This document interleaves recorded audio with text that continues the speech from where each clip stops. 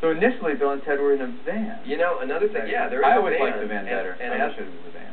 And as they drive around in the van, Rufus is always playing music, and Bill and Ted are like here, like Bill says here, Rufus, who is this band? They're most excellent. So it's like like Wild Stallion music throughout, and then at the end he tells them that was you. That's right. Which was kind of cool. Well, we tried all these different things to make it not like Back to the Future, which, by the way, in the history of it, I don't think anyone's ever referred to Bill and Ted and Back to the Future. Well, it came out 4 years later, and it wouldn't have mattered, but but at the time they were afraid. They thought it was a big deal. So we tried all these different things, and finally we were at dinner meeting Steve Herrick for the first time. Right. And it was Steve who suggested, how about a phone booth? Right. And Steve was the director, and Steve had a lot of really good ideas. Right. So and we liked him. Yeah. You know, he was a really good guy. He was a nice guy.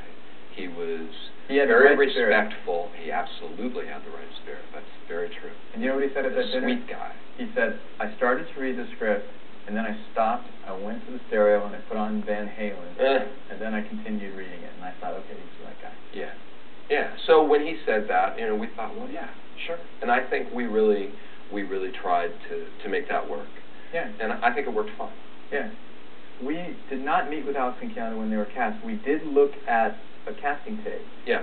And that they were yeah, it was Keanu as Bill and Alex as Ted, and I'm sure we weren't the only ones saying, you know, it seems like it would be better swapped. I'm sure that other people were saying that, but we said it as well.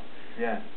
And as a matter of fact, we never met them. And we never met them, and so when we saw them out in Phoenix, where the movie was shot, then you and I went to like a McDonald's across the street from the production office, and we were sitting there getting something to eat, and we see these two guys, and I guess we didn't put it together, and we were like, those guys are Bill and Ted. It should be those two guys. That's right.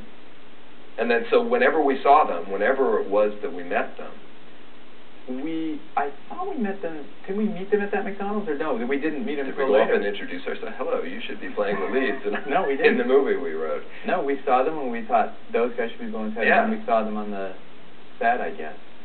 For me, these guys are wonderful to write, and it's a wonderful place to be while writing. Yeah, absolutely. Yeah, it really is, and it really.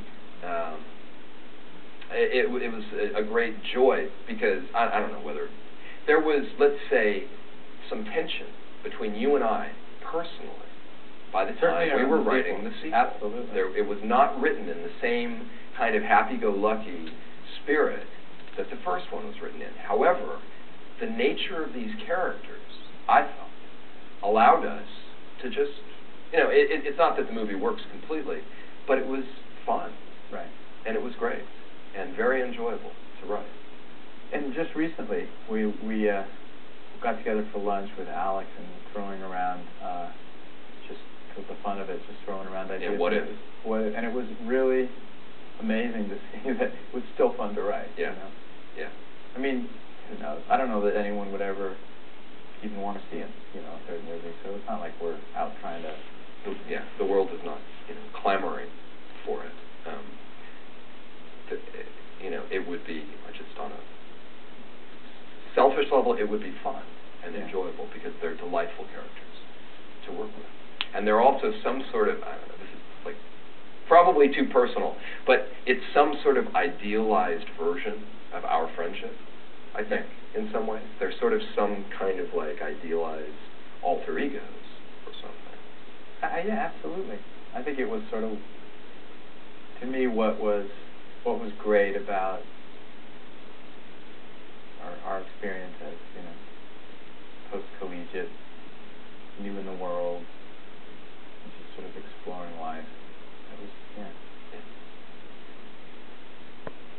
Do you remember initially when they went back in England to the princesses, they picked up a serf named John, John the serf, and he had nothing to do with, no historical significance at all, but they had him with them, and it was Charlemagne, Beethoven.